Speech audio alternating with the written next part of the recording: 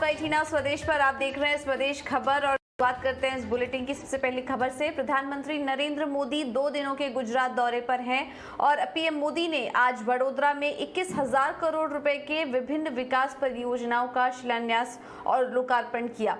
इसमें करीब 16,000 करोड़ रुपए की 18 रेलवे परियोजनाओं भी शामिल हैं।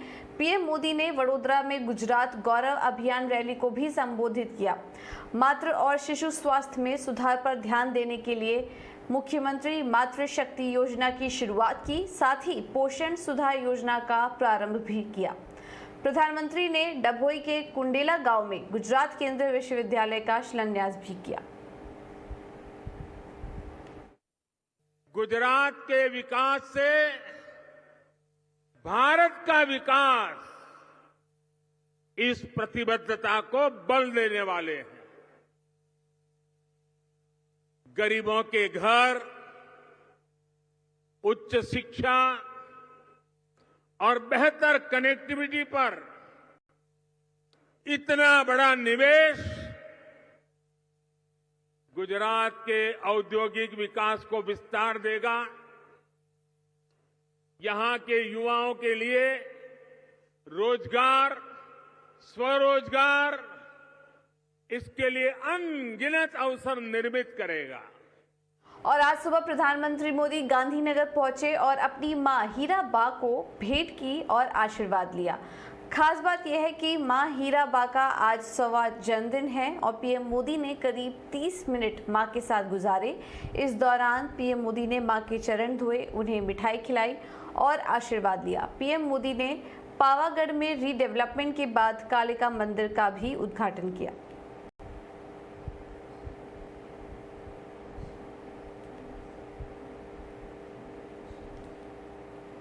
और अग्निपथ स्कीम का देश भर में हो रहा है विरोध की आग को ठंडा करने के लिए सरकार की तरफ से भी कुछ कदम उठाए जा रहे हैं और रक्षा मंत्रालय ने अग्निवीरों को लेकर एक बड़ा ऐलान किया। रक्षा मंत्रालय ने अपने मंत्रालय के तहत होने वाले भर्तियों में अग्निवीरों को 10% आरक्षण देगी और अग्निवीरों के लिए गृह मंत्री ने भी बड़ा ऐलान किया। गृह मंत्रालय ने ट्वीट कर जानकारी दी कि अग्निवीरों को CAPF और असम राइफल्स में 10% आरक्षण देने का भी फैसला किया।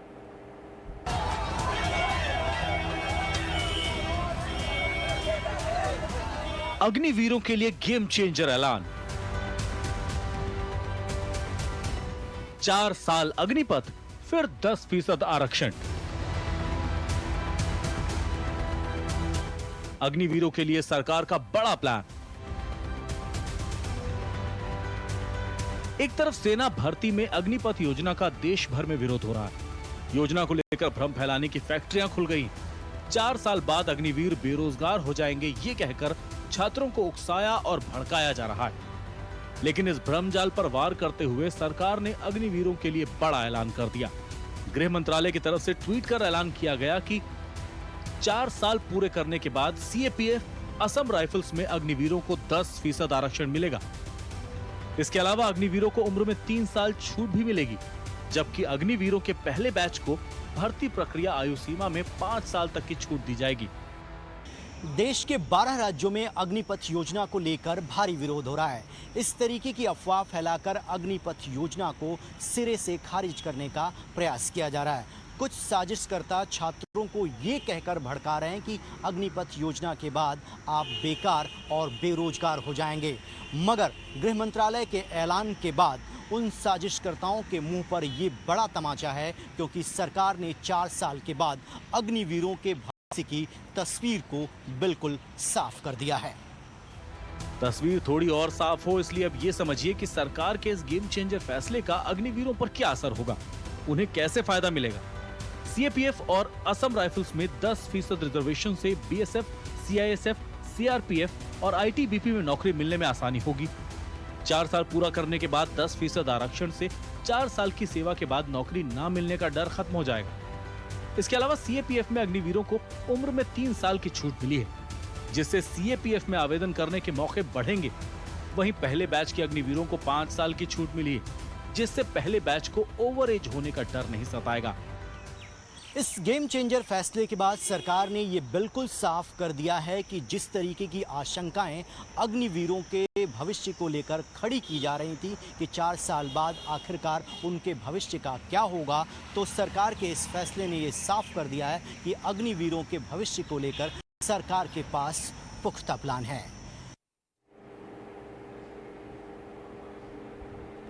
और अब बिहार में हिंसा की जो तस्वीरें 2 दिनों से आप देख रहे हैं उसे आज भी दोहराने की कोशिश हुई, लेकिन बिहार को सुलगाने वालों पर अब सख्त एक्शन लेने की भी तैयारी है। देखिए ये रिपोर्ट। ये तस्वीरें बिहार में आज का हाल बता रही हैं। अग्निपथ योजना के विरोध में आज बिहार में बंद का ऐलान किया गया है। शेखपुरा और आरा में छात्र सड़कों पर उतर आए हैं। जहानाबाद में आज भी हिंसा हुई।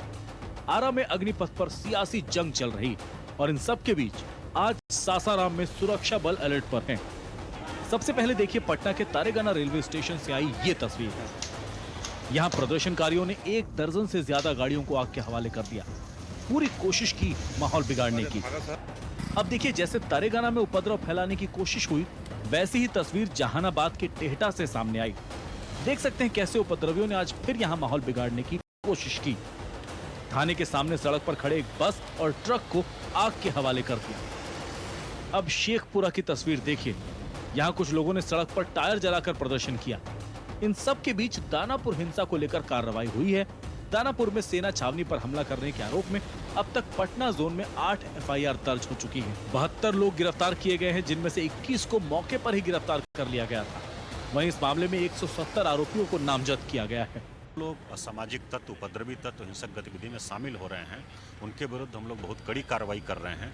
कल जो घटना हुई है दानापुर रेलवे स्टेशन पर, उसमें हम लोगों ने वीडियो फुटेज के आधार पर अभी तक 170 लोगों की पहचान कर लिया है और उन पर नामजद FIR हम लोगों ने दर्ज किया है और बाकी उसमें से 46 लोगों की गिरफ्तारी भी हुई है।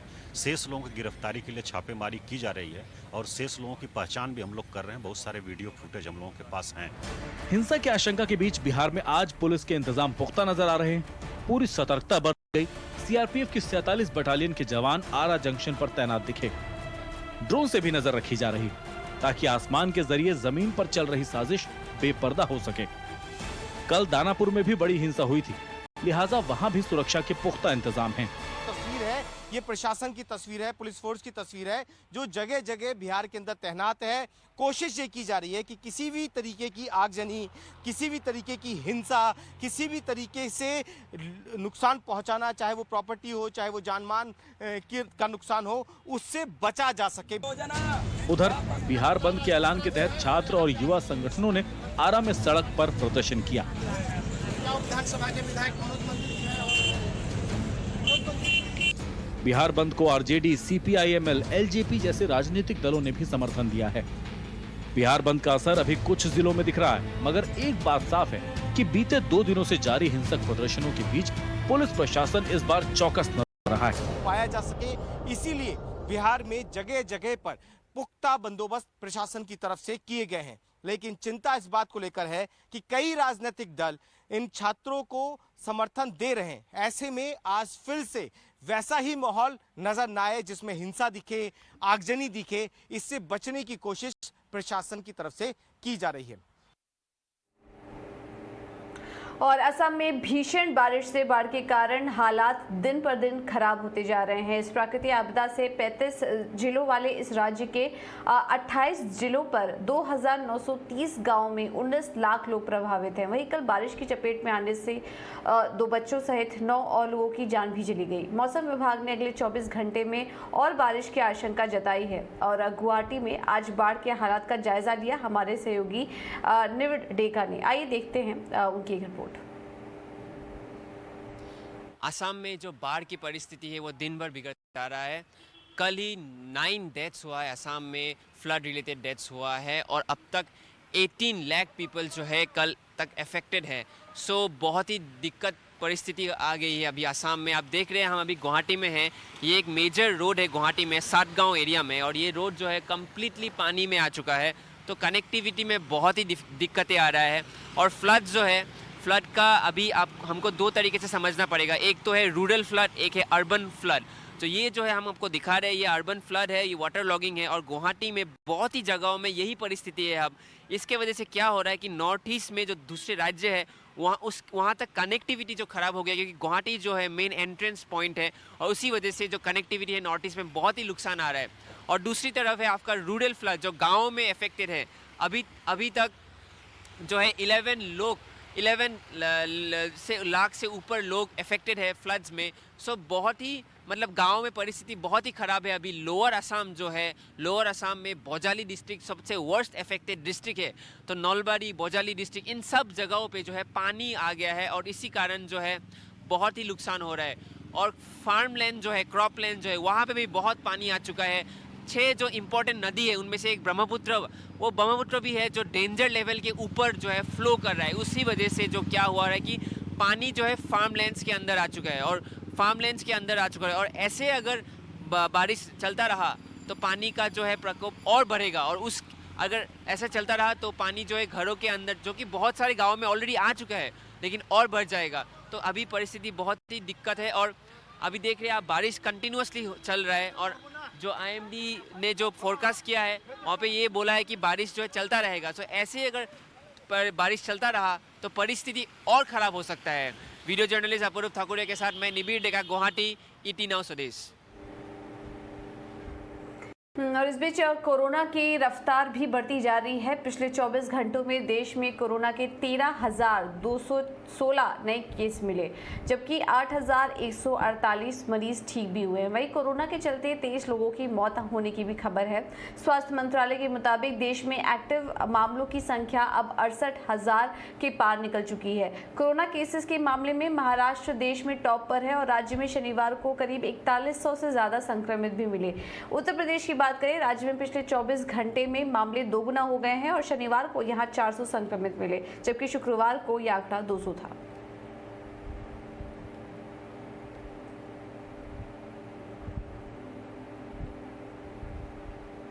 अब रुक करते हैं बाजार की कुछ खबरों का। गिरते बाजार पर हमसे खास बातचीत में दिग्गजों ने कहा कि बाजार में अगले 3 से 6 महीने तक चुनौतीपूर्ण माहौल बना रहेगा। दिग्गजों के मुताबिक इस गिरावट में कम गिरने वाले क्वालिटी शेयर बुल मार्केट के लीडर होंगे। मार्केट थोड़ा रैशनलाइज या फ्लैटिश हो जाएगा, तब आप देखेंगे India will emerge with a higher allocation, because इसमें से रशिया का प्रॉब्लम हो गया है। छोटे छोटे हैं एलोकेशन, जैसे पाकिस्तान है, श्रीलंका है, चाइना है, बहुत बड़ा प्लेयर है, तो इन सब में बहुत डी रेटिंग हो गया है। And India will emerge because एक तो हमारा मैक्रोज बहुत अच्छी तरह हमने हैंडल किए हैं। सेकेंड इज कि अगर आप FI हैं तो आपको भी ये एक मार्केट मिला है जहाँ आप बेच पाते हो। बहुत सी ऐसी मार्केट है जहाँ आप शेयर बेच ही नहीं पाओगे। ये यहाँ बेच रहे हैं, ऐसा नहीं है कि इंडिया उनको नापसंद है, भाई उनको इमर्जिंग मार्केट्स में बेचना है, और यहाँ पे माल बिकता है, which is a notch higher, very good, which is a very big thing. We in fact हमारा जो स्टेचर है post this correction will emerge higher, and I feel, और मेरा एक लाइन है पर्सनल, कि stocks that fall less in falling markets are leaders of the next bull market. बहुत बढ़िया। Markets that fall less in a correction globally will be leaders of the next bull. Times certainly are very challenging, not very easy, because certain things don't add up together. और जिस तरह से international situation बना हुआ है, जरूर ये एक टाइम है कि यहाँ पर कोई शिवाजी बनने की जरूरत नहीं है। एक बाइंग करना है तो एकदम ग्रेजुअल डेफर्ड बाइंग करना चाहिए, एकदम SIP वे से बाय करना चाहिए। और ऐसा लग रहा है शायद और एक 3-6 महीने का पेन रह सकता है, जरूर रह सकता है। एक साइडवेज मूवमेंट भी हो सकता है, वोलेटाइल बहुत हो सकता है, लेकिन एक SIP अप्रोच रखना चाहिए इस मार्केट में ग्रेजुअली एक्यूमुलेट करने के लिए, because uncertainty still is ruling maximum at these levels. बिल्कुल, तो चलिए अब रुख करते हैं कुछ और भी खबरों का। और कॉर्पोरेट के दिग्गजों से हमने सप्लाई चेन से जुड़ी दिक्कतों के बारे में भी बात की। ब्याज दरों में बढ़ोतरी से डिमांड पर असर को लेकर खास बातचीत की। आइए सुन लेते हैं उनका क्या कहना है। जैगुआर ब्रांड जो है वो पूरा इलेक्ट्रिफाइड व्हीकल बन जाएगी, और जो लैंड रोवर है उसमें 6 इलेक्ट्रिफाइड व्हीकल्स लैंड करना है 2025 तक, और हमको डबल डिजिट EBIT जाना है 2026 तक। वो काम हमको पूरा करवाना है, और उसमें हम जितना जल्दी से जल्दी कर सकें वो खत्म करना है। तो ये सेकंड प्रायोरिटी है उधर। ये दोनों हम ठीक तरह से निभाएं तो JLR should become automatically net debt free, जो FY24 में इसके लिए टारगेट है। जो target we are not seeing any reason to make a change in that. Passenger vehicles को लेंगे तो उसमें जो ग्रोथ देख रहे हैं, जो मार्केट शेयर गेन देख रहे हैं, we should continue that's top priority. और सेकेंड है उसमें जितना जल्दी से जल्दी get to as close to double-digit EBITDA for that business. That is the plan, that is the target, and we should get that business to cash positive, which we already are, sustain that. Second priority. And third priority, जो electrification देख रहे हैं, उसका penetration है 7.5% of our portfolio. मतलब जो 100 car बेचेंगे तो 7.5 cars उसमें electrified cars है। उसको हम by 2025 we have to take it to 25 car उसमें electrified cars होने की है। तो अगर आप पास्ट एक्सपीरियंस देखें इंडस्ट्री का, तो मैं मानता हूं कि जब तक होम लोन तकरीबन 8.5% के नीचे रहता है, लोग मैनेज कर लेते हैं अच्छी तरह से। आई थिंक पहले तो 6.5 था बहुत दिनों, अब शायद 7.25 के आसपास आ गया है। तो माय व्यूज कि अभी मे बी एटलीस्ट 1% पॉइंट की और गुंजाइश है before the demand actually starts getting to be impacted by this. But clearly समय थोड़े कॉशन, मतलब एंथुजियाज्म के साथ थोड़ा सा मॉडरेशन और कॉशन जरूर लाने का समय हो गया है। हम अब भी ऑप्टिमिस्टिक हैं that despite everything, 4 to 5% improvement in prices every year on year should not be a challenge. और सेकंड, धीरे धीरे अगर आप देखेंगे तो सरकार भी अब बहुत कोशिश कर रही है, उधर मॉनेटरी पॉलिसी भी उस दिशा में जा रही है। धीरे धीरे होपफुली ये जो एक इतना स्पाइक था इन्फ्लेशन का, ये शायद धीरे धीरे मॉडरेट होना भी शुरू हो। बट अगर ये इतना रहा 15% पर ईयर कॉस्ट, और हमारी cost to sales price ratio about 35 से 40% होती है, तो about between 4 to 6% price increase every year, जब तक अभी तक तो कम से कम मार्केट्स जो हैं वो लगता है कि वो हम ले पाएंगे हर वर्ष फ्रैंकली। अब लेट्स सी कि ये आई मीन इन्फ्लेशन की गाड़ी भी कहाँ जाकर रुकती है फाइनली। हाँ, हमारा मार्जिन अच्छे से बढ़ा हुआ है लास्ट ईयर में, और उसका प्राइमरी रीजन हमारे एनर्जी कंजर्वेशन और एफिशिएंसी इम्प्रूवमेंट प्रोग्राम्स जो हमने किए हैं। हमारा मैन्युफैक्चरिंग एक्चुअली 2017 के एंड से ही चालू हुआ है, ऑलमोस्ट 2018 के स्टार्टिंग से। सो हम एक्चुअली 5 साल पुरानी ही मैन्युफैक्चरिंग कंपनी है। सो हमारा ग्रोथ देखेंगे ईयर ऑन ईयर तो काफी एग्रेसिव रहा है, काफी हाई रहा है। तो क्या लास्ट 5 साल में हमारा फोकस सिर्फ एक्सपांशन और आगे बढ़ने में काफी रहा है। So we have never had the time कि हम रुके और एफिशिएंसी इंप्रूवमेंट्स करें और एनर्जी कंजर्वेशन करें। जो हमने लास्ट ईयर काफी सारे नए प्रोग्राम्स चालू किए हैं। फॉर एग्जांपल हमारा in house solvent recovery plant हमने डाला है, जो हमने सिग्निफिकेंट कॉस्ट सेविंग्स हमको दिया है।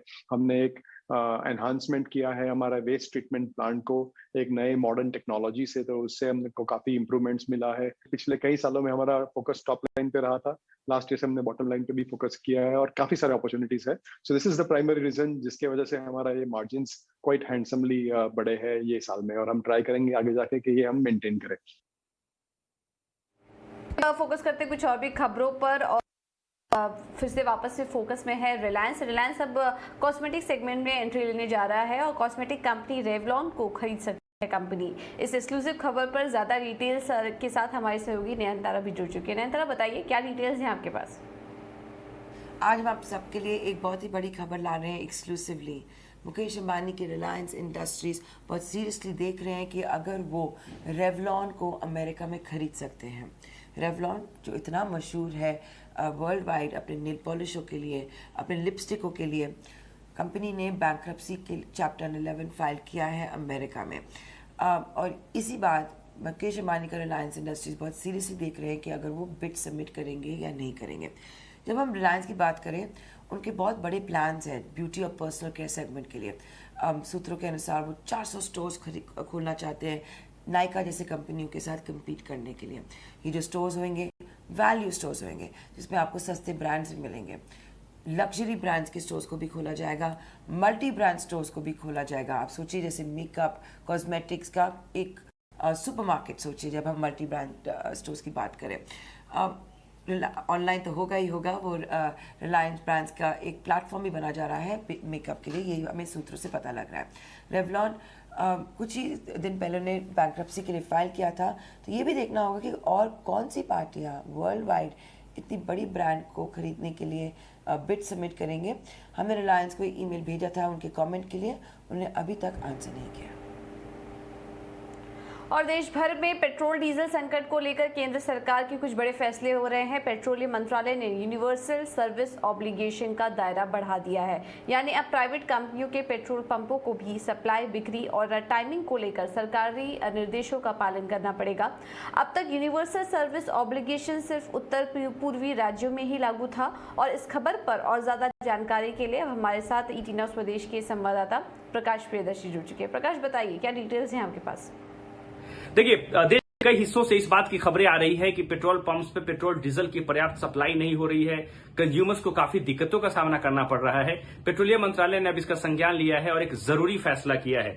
नए फैसले के हिसाब से जो यूनिवर्सल सर्विस ऑब्लिगेशन है, जिसको कि यूएसओ कहते हैं, अब उसके दायरे को बढ़ा दिया गया है। मतलब यूएसए के जो नियम हैं वो अब देश के सभी हिस्सों में लागू होंगे, जो कि अभी तक सिर्फ नॉर्थ ईस्ट में ही लागू थे। इसका मतलब ये है कि अब चाहे वो निजी कंपनी हो या सरकारी कंपनी हो, उसे रिटेल आउटलेट्स यानी कि पेट्रोल पंप्स बंद करने के लिए या खोलने के लिए सरकार के नियम निर्देश का पालन करना होगा। यानी कि सरकार जो टाइमिंग डिसाइड करेगी उस टाइमिंग का पालन उसके लिए करना जरूरी होगा, जो कि जिसमें अब तक छूट मिली हुई थी। साथ ही साथ इस बात को भी सुनिश्चित करना होगा कि सरकार ने जो भी टाइमिंग डिसाइड किए हैं उस दौरान पेट्रोल और डीजल की पर्याप्त सप्लाई करना होगा और साथ ही साथ उनको पर्याप्त स्टॉक भी रखना होगा। यह फैसला इसलिए किया गया है ताकि कंज्यूमर को जो है दिक्कत न हो।